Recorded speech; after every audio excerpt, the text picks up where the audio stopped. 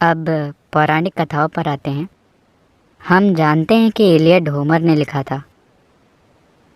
वो एक अंधा व्यक्ति था। उसने लिखा कि 14,000 घोड़े हैं, मगर क्योंकि हम जानते हैं कि उसने खुद घोड़ों को नहीं देखा होगा, इसलिए हम मानते हैं कि उसमें किसी तरह की ऐतिहासिक कहानी बुनी जा रही है। मगर आजकल सभी धार्मिक ग्रंथों को उपदेश माना जाता है। तो क्या हमें ये मानना चाहिए कि रामायण महाभारत में भी कहानियाँ गढ़ी गई हैं और उन्हें साहित्य मानने की जगह उपदेश मानना गलत है? मैंने कभी किसी को रामायण और महाभारत को उपदेश मानते नहीं देखा। कुछ खास भाग हैं जो नहीं, वो नहीं मान सकते, क्योंकि वो भ्रम से परेशान हो जाएंगे। क्योंकि महाभारत में हर तरह के लोग हैं, बेहतरीन लोग, बुरे से बुरे लोग, इनके बीच हर तरह के स्त्री पुरुष उसमें हैं। 1,00,000 से ज्यादा चरित्र हैं। उसे आप उपदेश कैसे मान सकते हैं? आपने कहानी बुनने की बात कही। मैं नहीं जानता कि आपने यूथ एंड ट्रुथ की बायलाइन देखी है या नहीं। ग्रंथों की गंभीरता से नहीं, गपशप करते हुए मजे में, क्योंकि गपशप हमेशा भरोसेमंद रही है। इतिहास में कभी किसी ने ऑफिशियल बातों पर विश्वास नहीं किया। आधिकारिक बातें चाहे जो भी हों, लोगों ने आसपास अपने दोस्तों और रिश्तेदारों से पूछा क्या हुआ। जब 5 लोगों ने 5 चीजें कही तो लोगों ने उस गपशप में से थोड़ी सी सच्चाई निकालने के लिए अपनी बुद्धि का इस्तेमाल किया। मगर लोगों ने हमेशा आधिकारिक बातों से अधिक गपशप पर भरोसा किया है कि नहीं? सिर्फ आज नहीं, हमेशा से। लेकिन ये देखते हुए कि इस गपशप से सत्य इतना बदल सकता है कि वो हमेशा के लिए खो जाए, तो क्या आपको लगता है कि ये चिंताजनक है? देखिए, पहले तो आप पूछ रहे हैं कि क्या वो वास्तव में हुआ, ठीक? नहीं, हम कह रहे हैं कि आपने जो तर्क दिया है, ये वही तर्क है जो आजकल आमतौर पर यह कहने के लिए इस्तेमाल किया जाता है कि जो इमारतें मुगलों ने बनाई थीं, ये वास्तव में मुगल इमारतें हैं ही नहीं। देखिए, अगर आप और ज़्यादा दक्षिण की ओर जाएंगे तो वहाँ लोग सवाल करते हैं कि राम हुए थे या नहीं, ठीक है? ये बस खराब याददाश्त का सवाल है। जब पूरा देश हजारों सालों से इस बारे में बातें कर रहा है, अब समस्या ये है कि आप बोले हुए शब्दों से अधिक विश्वास लिखे हुए शब्दों पर करते हैं। सारी समस्या यही है। मगर आपको समझना चाहिए, ये मौखिक संस्कृति है। हमने हमेशा बातें करके लोगों तक सबसे महत्वपूर्ण चीजें पहुंचाई। आप उसे महत्वहीन मान सकते हैं क्योंकि वो लिखा हुआ नहीं है, मगर कोई भी उसे लिख सकता है।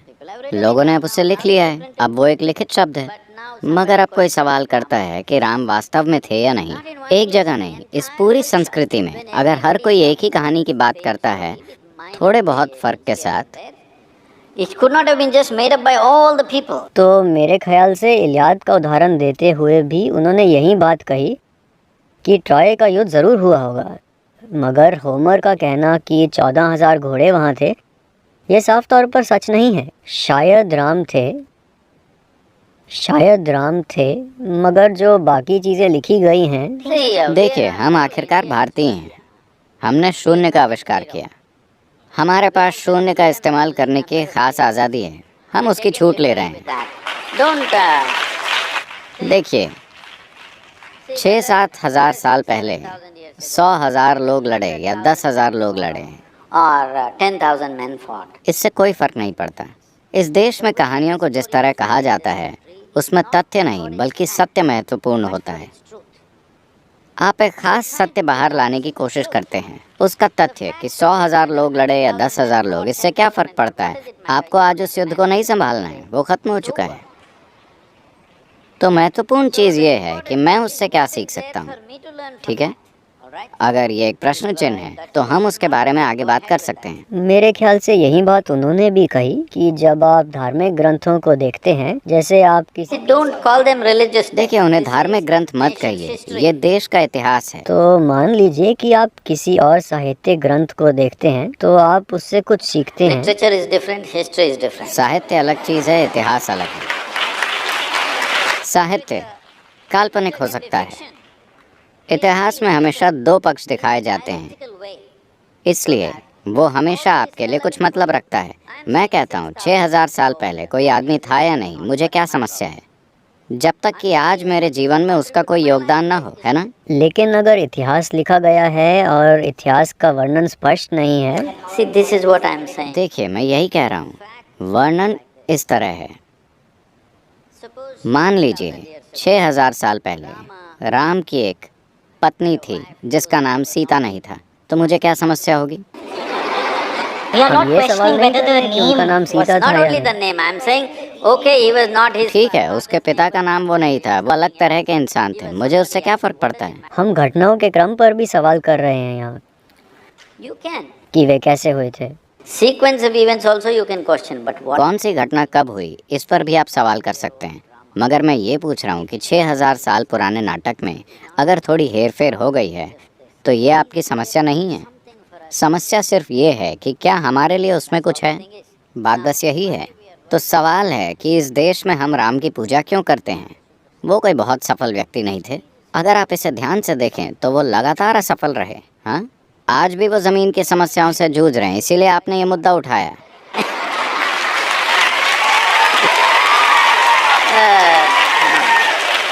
मगर ये आज की ही बात नहीं है, सिर्फ आज की बात नहीं है। अपने जीवन की शुरुआत से ही वो लगातार मुसीबत और मुसीबत और मुसीबत में रहे। देखिए, राजा बनना उनका अधिकार था। 17 या 18 साल की उम्र में उनका राज्याभिषेक हो गया। उन्होंने एक राजकुमारी से विवाह किया और 1-2 साल के अंदर ही उन्हें जंगल भेज दिया गया। वो जंगल में पिकनिक मनाने नहीं गए थे, जैसा कि कुछ टेलीविज़न धारावाहिक दिखा रहे हैं कि राम सीता वो सब कर रहे हैं। नहीं, ये उन्हें राज्य से, सत्ता से और हर चीज़ से बाहर फेंकने जैसा था। इन सब से ही कोई व्यक्ति टूट सकता था, मगर वो वहीं बस गए। मगर राम एक शंकालु व्यक्ति भी थे। जब सीता उनके पास वापस आई तो पहले उन्हें अग्नि परीक्षा देनी पड़ी। पहले वो आग से गुजरी। We will come there. Don't jump. First, let's kidnap her. हम No. उस पर आएंगे, कूद कर वहाँ मत पहुँचिए, पहले उनका हरण तो कर ले। Now you are changing.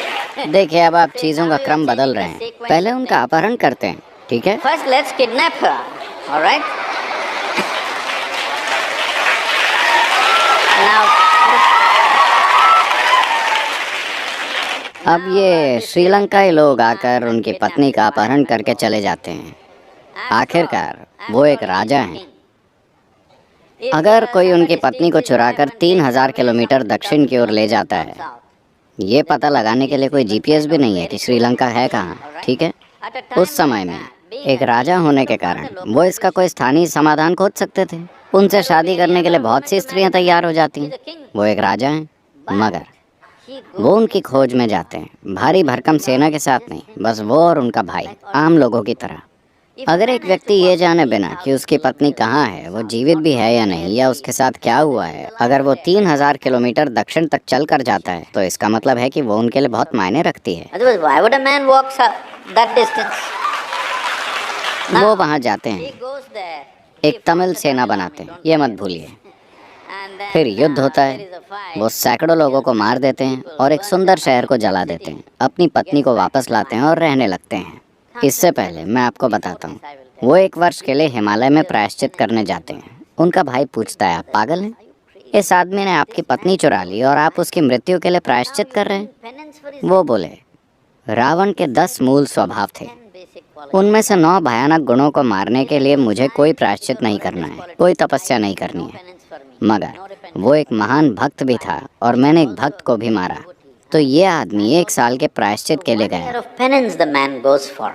This is not a. And then he settles फिर वो down. आराम से रहने लगता है और उसकी पत्नी गर्भवती है। आपको समझना चाहिए, एक राजा की पत्नी के गर्भवती होने का मतलब है कि ये सिर्फ बच्चे की बात नहीं है, वो उसके साम्राज्य का वंशज है। इसमें और भी कई चीजें शामिल होती हैं। कोई सोनोग्राम नहीं तो उन्हें पता नहीं था कि वो लड़का है या लड़की या लड़के या लड़कियां। मगर एक बार फिर ऐसी राजनीतिक स्थिति पैदा हुई जहाँ उन्हें अपनी पत्नी को जंगल भेजना पड़ा, जिसे आप शंकालु स्वभाव कह रहे हैं। नहीं नहीं नहीं नहीं, वो हिस्सा नहीं। तो हम पहली बात से भी शुरू कर सकते हैं, जिसमें सीता को बचाने के बाद सीता को अग्नि परीक्षा से गुजरना पड़ता है, वो साबित करने के लिए कि वो शुद्ध हैं, For whom? ताकि दूसरे लोग स्वीकार कर पाएं। क्योंकि राम को इससे बहुत फर्क पड़ता था कि लोग उन्हें कैसे देख रहे हैं। जब राम वापस आए तो उनके राज्य के किसी धोबी ने कहा, मैं राम की तरह नहीं हूँ जो ऐसी स्त्री को अपने घर में रखूंगा जिसकी कोख में शायद किसी और का ही बच्चा हो सकता है। इस वजह से राम ने सीता को फिर जंगल में भेज दिया। आप इसी असुरक्षा की बात पूरी कर रहे कथा में राम चाहते हैं कि उनकी प्रजा उनसे प्यार करे। हैं। नहीं नहीं, चलिए ठीक से इस पर बात करते हैं। आज हमारे देश में बहुत तरह की चीजें हैं। मैं आपसे पूछता हूँ, क्या आप इस देश के लिए ऐसा नेता चाहते हैं जो इस देश के लोगों को अपने परिवार और निजी प्रेम से ऊपर रखे? मैं आपसे पूछ रहा हूँ। या आप एक धृतराष्ट्र चाहते हैं, किसी भी कीमत पर मेरा ही बेटा? आप एक ऐसा व्यक्ति चाहते हैं जो इस देश के नागरिकों को अपने परिवार से ऊपर रखता है। ये उनके लिए सिर्फ एक स्त्री नहीं थी, उन्होंने जाकर उसके लिए युद्ध लड़ा, 3000 किलोमीटर चल के गए। ये बस एक स्त्री नहीं थी, वो सीता के लिए जी रहे थे, मगर फिर भी उन्होंने गर्भावस्था की स्थिति में उसे जंगल वापस भेज दिया, अच्छी तरह ये जानते हुए कि ये उनके राज्य का भविष्य हो सकता है। देखिए, ये सिर्फ एक धोबी की बात नहीं है, यही आपकी गलती है। आप इन चीज़ों को शाब्दिक अर्थ में ले रहे हैं। एक धोबी ने कहा, यहाँ कहने का मतलब है कि आम लोग ऐसी बातें कर रहे थे। आम लोगों का राजा पर से विश्वास उठ गया है कि वो कहीं से कोई स्त्री ले आए और हमारी रानी बना दिया, क्योंकि रानी को राज्य की माता के रूप में देखा जाता है। हम ऐसी स्त्री को माता के रूप में नहीं देखना चाहते। वो यही कह रहे हैं कि वो किसी जगह जाकर किसी दूसरे आदमी के साथ रह चुकी है। उस समय के लोग यही कह रहे थे। तो अगर राजा कहता, मुझे कोई परवाह नहीं है कि आप क्या सोचते हैं, मैं अपनी पत्नी से प्रेम करता हूँ और उसे अपने साथ रखूंगा, तो वो एक अच्छा राजा, अच्छा प्रशासक नहीं होता। तो उन्होंने अपनी प्रजा को उस स्त्री से ऊपर रखा जिसे वो बहुत बहुत ज्यादा प्रेम करते थे, और वो गर्भवती भी थी। ये उनके लिए छोटी बात नहीं थी, उनके लिए पूरी दुनिया थी, मगर फिर भी उन्होंने उसे जंगल भेज दिया। इसे नमन किया जाना चाहिए। This is why we bow down to the man. No? Please say it. No. ठीक है, आगे बढ़ते No, हैं। why? He has something to say, please. तो एक व्यक्ति के रूप में अपनी अलग अलग जिम्मेदारियां होती है। एक राजा के रूप में अलग जिम्मेदारियां होती हैं और एक इंसान के रूप में, परिवार के सदस्य के रूप में अपनी अलग जिम्मेदारियां होती है। आप अपनी पत्नी को फेंक नहीं सकते, उसे जंगल नहीं भेज सकते। ये उसे वस्तु की तरह देखने जैसा है। वे उसे गर्भवती इंसान की तरह नहीं देख रहे जिसे कई चीज़ों की ज़रूरत है।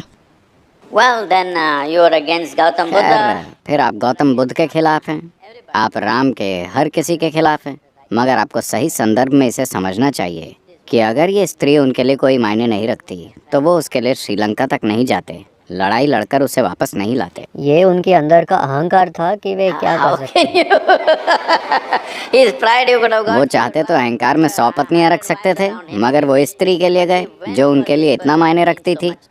हाँ, आगे बढ़ते हैं। No, you must see. नहीं, आपको उनके कहे शब्दों पर ध्यान देना चाहिए। आपको देखना चाहिए कि उन्होंने सीता के बारे में क्या कहा, वो उनके लिए क्या मायने रखती थी। कई बार शब्दों से ज़्यादा ज़रूरी काम होते हैं। Why are you reading all this? आप उनके मन में इतने बुरे इरादे क्यों खोज रहे हैं? उन्होंने ऐसे इरादे नहीं प्रकट किए। He did not express. हम अपने शब्दों से कुछ भी कह सकते हैं। As far as देखिए, जहाँ तक आपकी बात है, आप वही जानते हैं जो आपने पढ़ा है। आप उनके जीवन के बारे में और कुछ नहीं जानते, न मैं ना आप। हाँ, बिल्कुल ठीक है। तो जो आपने पढ़ा है उसमें कहीं नहीं कहा गया है कि वो असुरक्षा के शिकार थे। कहीं ये नहीं कहा गया कि वो अपने अहंकार की वजह से गए।